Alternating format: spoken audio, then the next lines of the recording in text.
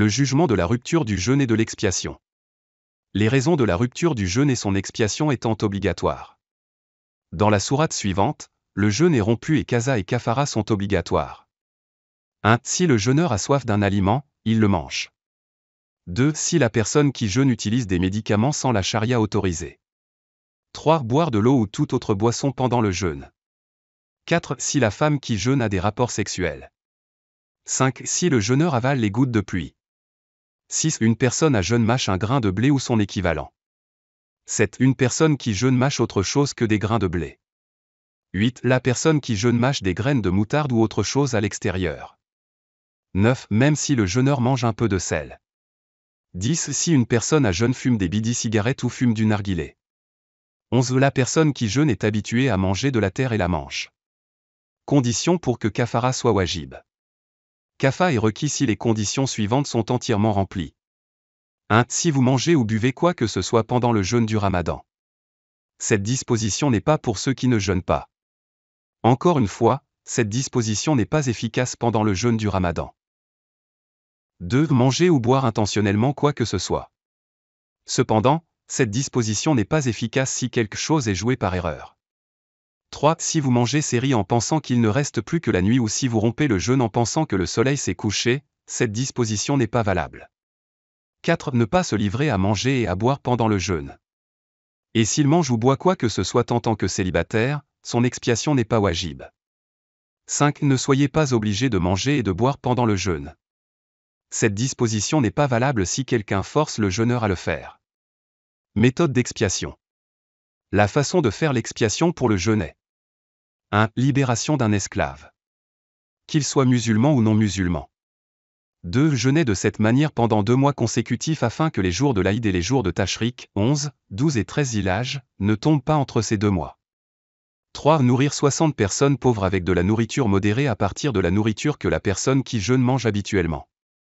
Kafara est obligatoire selon cette séquence.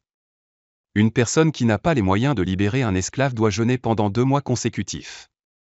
S'il n'en a pas les moyens, il nourrira 60 pauvres.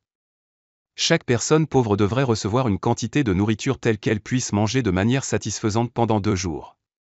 Il est obligatoire pour les pauvres de n'avoir personne dont l'entretien est obligatoire sur le jeûneur, parent ou enfant.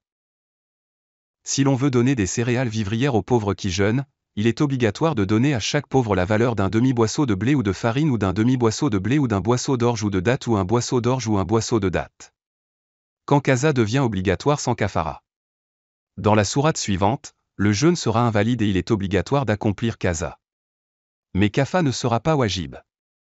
1. Si la personne qui jeûne rompt son jeûne en raison d'une force approuvée par la charia. Par exemple, voyage, maladie, grossesse, évanouissement, etc. 2. Si la personne à jeûne mange quelque chose qui n'est pas normalement consommé et qui ne satisfait pas les besoins de l'estomac. Par exemple, consommer des médicaments pour toute raison reconnue par la charia, manger de la farine, de la levure, de grandes quantités de sel, du coton, du papier, des palmistes et de la terre *****. 3. Si quelque chose est avalé. Par exemple, or, argent, fer, etc. 4. Forcer une personne qui jeûne à manger ou à boire quelque chose. 5. Si la personne qui jeûne mange ou boit quelque chose. 6. Si vous mangez du séri ou de l'iftar avec l'idée que la nuit de jeûne est terminée ou que le soleil s'est couché. Mais à ce moment-là, c'était l'aube où le soleil ne s'était pas couché. 7. Si une personne qui jeûne reçoit de l'eau dans son estomac tout en donnant de l'eau à son nez. 8. Si une personne qui jeûne vomit intentionnellement la bouche pleine. 9. Si une goutte de pluie ou un morceau de pierre pénètre accidentellement dans la gorge d'une personne qui jeûne. 10. Si vous rompez un jeûne autre que le Ramadan. 11. Si la personne à jeûne entre volontairement le lavage dans sa gorge.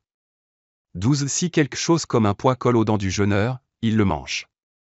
13. Une personne qui jeûne mange délibérément après avoir mangé par erreur.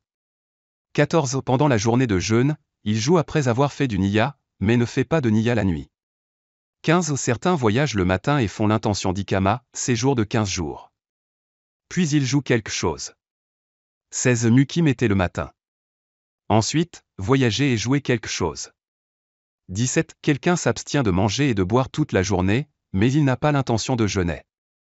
Il n'avait pas l'intention de jeûner à nouveau. 18. Si le jeûneur met une goutte d'huile ou d'eau dans son oreille. 19. Si la personne a jeûne entre le médicament dans son nez. 20. La personne qui jeûne applique un médicament sur sa blessure à l'estomac ou à la tête et il atteint l'estomac.